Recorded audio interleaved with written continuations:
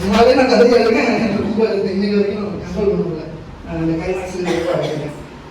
But இதெல்லாம் possible எப்படின்னா எந்த இடத்துலையும் சரி ஒரு ஸ்கிரிப்ட் எடுத்து ஒரு ஐடியா எடுத்து யோசிக்கணும், ஒன்று பண்ணலாம் அப்படின்னு யோசிக்கணும்னா அது 80% இவன் தான் இருக்கும். அவங்களோட கான்ட்ரிபியூஷன் தான் இருக்கும். அவன் இல்லாமல் நம்ம ஒரு சீன் கூட யோசிக்க முடியாது.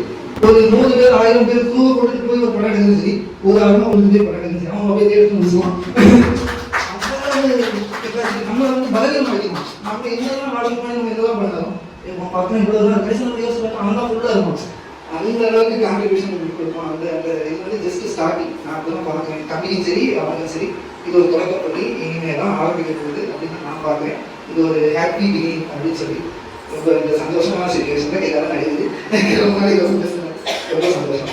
இந்த இடத்துல ரொம்ப ரொம்ப தேங்க்ஸ் மீனா அவங்களுக்கு. சும்மா சொல்லலாம் தெரியாதுன்னு எல்லாருக்கும் எங்கள் ஃப்ரெண்டாகவும் சரி ஒரு ஃபேமிலியாகவும் சரி ஒரு ரிலேஷனாகவும் சரி அவங்களுக்கு லைஃப்பில் ஒரு மிகப்பெரிய பலமாக இருக்கிறது ரொம்ப தேங்க்ஸ். Thank you.